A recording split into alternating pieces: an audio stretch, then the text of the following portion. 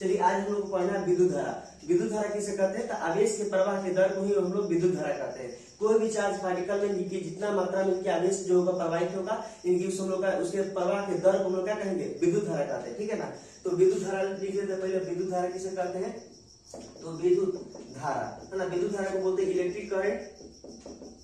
Electric current current विद्युत धारा आवेश के प्रवाह को, आवेश के प्रवाह के दर को विद्युत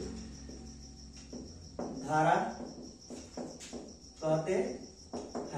ठीक है ना। आवेश के प्रवाह के जो है विद्युत, आवेश के प्रवाह के दर को हम लोग क्या कहते हैं? विद्युत धारा कहते हैं। इसे आई से सूचित किया जाता है। विद्युत धारा किससे सूचित किया जाता है? आई से सूचित किया जाता है। ठीक है ना। तो विद्युत धारा को आई से सूचित किया जाता है। विद्युत धारा के जो है कि विद्युत धारा को जो है आई से सूचित किया जाता है। ठीक है ना।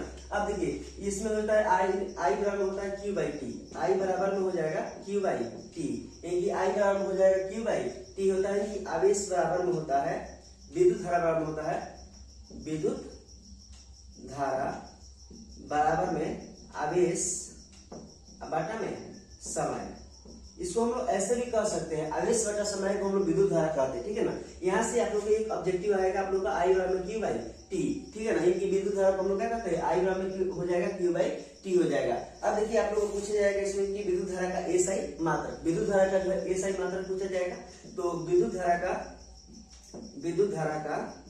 का एसआई मात्रक पूछा जाएगा। यही कि SI unit of electric current.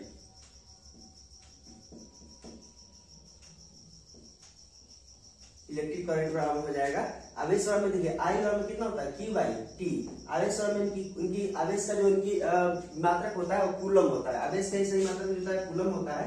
समय का होता है मीटर, यानी कि आई बराबर में कूलम पर मीटर माइनस 1 हो जाएगा। यानी कि यही जो होगा आप लोग का क्या होगा? आवेश का सही मात्रक होगा। ठीक है ना। अब आवेश का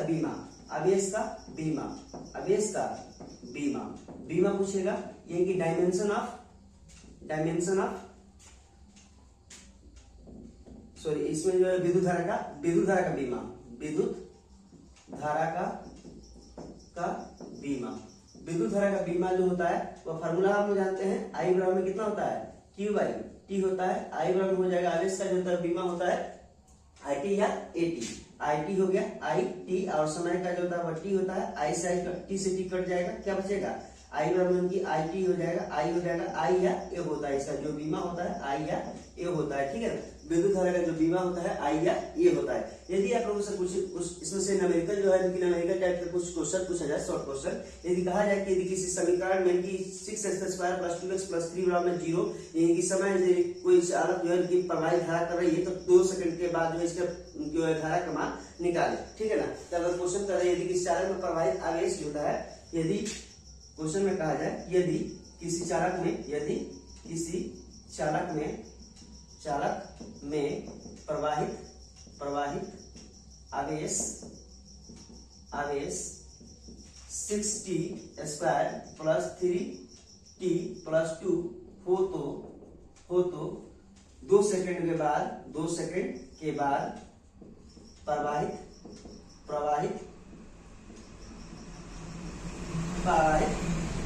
विद्युत धारा का मान निकाले।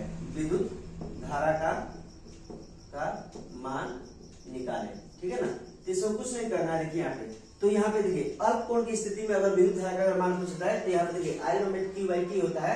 तो आप लोग का हो जाएगा डी क्यू बटा में क्या हो जाएगा? अल्प कोण की स्थिति में यहाँ पे हो जाएगा अल्प कोण की स्थिति में धारा का मान होगा, धारा आई बराबर हो जाएगा डी क्यू बटा में dt हो जाता है। ठीक है ना। आई बराबर होता है डी क्यू बटा में dt हो जाता है, और यही सूत्र में बनेगा आई बराबर डी क्यू बटा में dt में बनेगा। तो इसी सूत्र को हम लोग क्या करेंगे? यूज करेंगे। आई बराबर हम जानते हैं डी क्यू बटा में कितना हो जाएगा? dt हो जाएगा। तो आई बराबर हम लोग का डी हो जाएगा, और क्यू का आवेश का जो दिया गया है वो कितना दिया गया है? 6t² + 3t + 2 हो जाएगा बटा में dt हो जाएगा।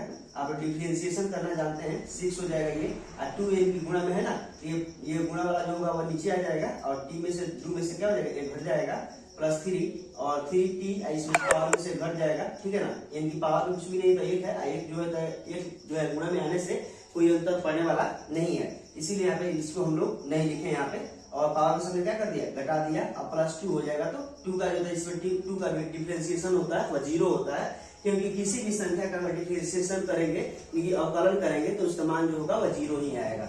तो आई बराबर हो जाएगा 6 दूना 12 t1 प्लस कितना 3 हो जाएगा, और टी के पावर जो है टी में से टी है तो 1 0 आ जाएगा, 1 में से 1 गए तो 0 आएगा। 0 का किसी भी संख्या का पावर अगर 0 रहता है तो उसका मान हमेशा 1 होता है। अब टी में इनकी देखिए यहाँ पे टी के पावर अगर 0 आ जाएगा तो टी के पावर 0 आएगा तो इसका मान कितना आएगा, 1 आएगा। अब यहाँ पे 1 लिख देंगे, अब प्लस कितना हो जाएगा, 0 हो जाएगा, आई बराबर हो जाएगा 12t, अब प्लस कितना हो जाएगा 3 हो जाएगा।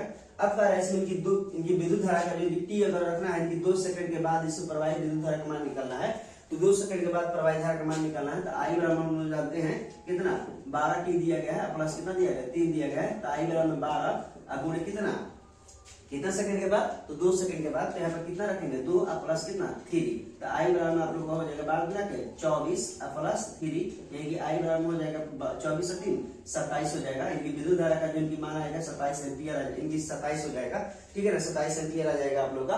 ये जो होगा आप लोग का जो 2 नंबर का जो फिक्स है इसमें सर, ये जो क्वेश्चन जो आएगा आप लोग